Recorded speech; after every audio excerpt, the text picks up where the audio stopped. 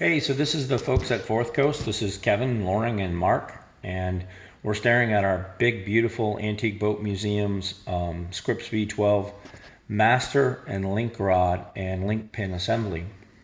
And in a previous video, we were at the Babbitt Bearing Incorporated factory, and we were pouring new metal in and rough machining and then checking for molecular bond in the big end of this beautiful connecting rod. And we're going to go through that. In a previous video before that, we were actually describing the direct Babbitt process, and that's of course what's been done here. But lots of stuff and pieces of the puzzle are starting to come together. And so the folks in Syracuse did a wonderful job for us, and the folks in Norfolk, New York also did a wonderful job for us at Northern Machining. And we still have a pile of machining to do here at Fourth Coast, but the specialty vendors that have done specialty repair work and created new pieces have allowed us to get to the point where we can actually do all the internal engine machining now. So we'll start off with the big master connecting rod. One of the things that happened along the trajectory of the Scripps Motor Company is somewhere around World War II, the Navy came in and said, you know, we're going to need these engines. The Coast Guard came in and said, we're going to need these engines. And you're going to get rid of the direct Babbitt, and you're going to run a modern style. Allison Corporation invented the insert or shell. And this is one of the original rods that we got from Mr. Hankel in Michigan, who did a wonderful job supplying us with usable core stuff to fill out the ABM donation engine that sat on the floor there for years, with people Googling at it like myself going, what a magnificent thing. So to be able to get this thing moving again is really been a fun project here for us at Fourth Coast. Having said all of that, we decided, okay, we're going to take a real analytical approach about this, and I wanted to work with prints. And back to the Hankels again. The Hankel family had the foresight to purchase the Scripps company, I think in around 1959, and they kept all the legacy data or intellectual property that the Scripps is. And if you, lo and behold, working with the curator and my nephew Avery, we spent some time and we found all the prints that we needed, that including the connecting rod prints themselves. There were multiples, the direct Babbitt and then the insert Babbitt rod. And we have all this stuff here from the Scripps legacy data, which has allowed us to fast track and to not have to say, test this steel to find out what it is. So we came up here, we did the a beautiful print.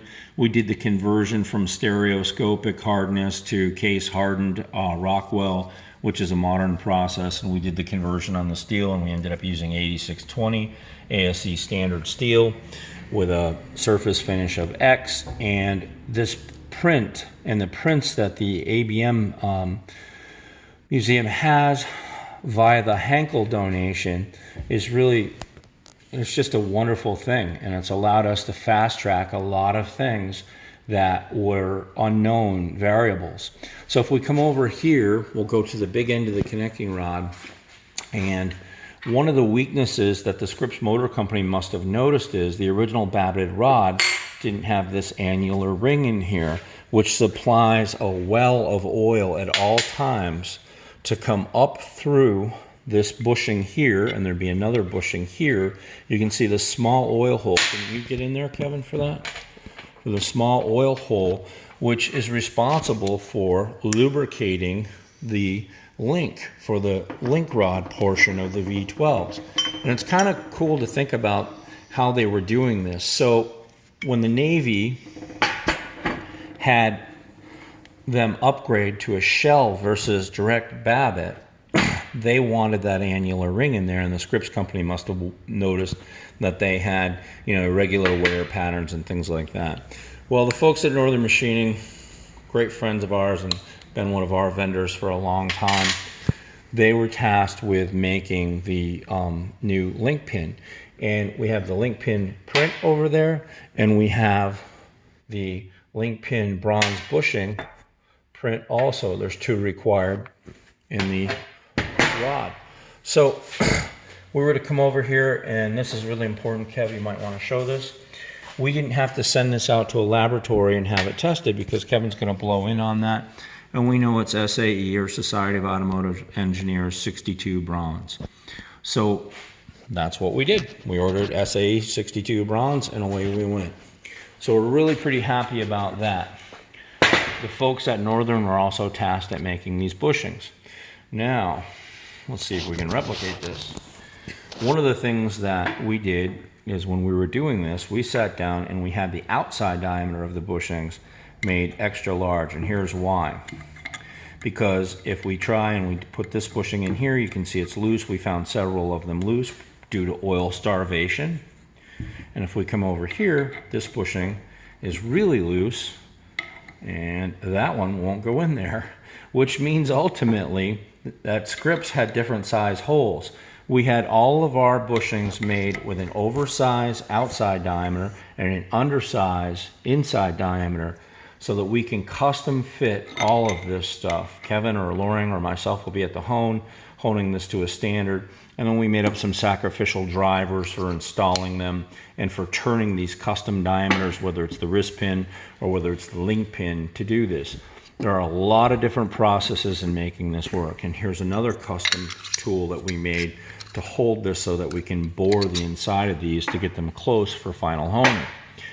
These bushings will be put in at 0.001 to maybe 0.0015 interference fit, which means they physically will be larger than the hole they're going into. And we will shrink them in liquid nitrogen to help with their installation. And then they'll probably close up a little bit and we'll have to ultimately hone them to set the final finish. What's really cool is if we look up here at the print again, Scripps diamond board everything, which was a real unique process. You see that in a lot of the prints from the 1930s. And that's how they got that wonderful surface finish in there. Well, machining has come so much far, and we have a beautiful finish in there. So there are a lot of unique things that can be learned historically from the prints, which was a really just a windfall for our project. The other thing that the folks at Babbitt Bearing did was they rebabbited our mains, and I chose to show this one to the group because this is the big thrust bearing for the crankshaft, and that's such a good fit. I'll go with this guy, the one that goes in the case. So they took meticulous care. Kevin machined all this out. He actually line bored it out on our big Schladem line boring machine, and then we popped this bearing in the lathe. We spun up a sacrificial plug, and we counterbored this relief off because this is our thrust relief right here, which is going to ultimately centralize and set our crankshaft end play. So lots of beautiful parts coming back. We have to put the annular ring in these shells yet, or one of us will go in here with this grooving tool and we'll actually step out and we'll put a new oil well just like what's taking place in here, so that the crankshaft always has a 360-degree well of oil in there to work with. So really great stuff. And our big Scripps is on its way. We've turned the corner and things are starting to go back together. There's still a tremendous amount of work to be done. And this is sort of a Snickers bar, not going anywhere for a while. So if you take a look, we have all those rods to rebuild, and of course we have to line bore and things like that. But now big pieces of the puzzle are starting to come together, and it's just a wonderful project, and we're pretty happy about it, and we can't wait to hear it going down the river. Thanks. That's it from the folks at Fourth Coast and Antique Boat Museum. Thank you.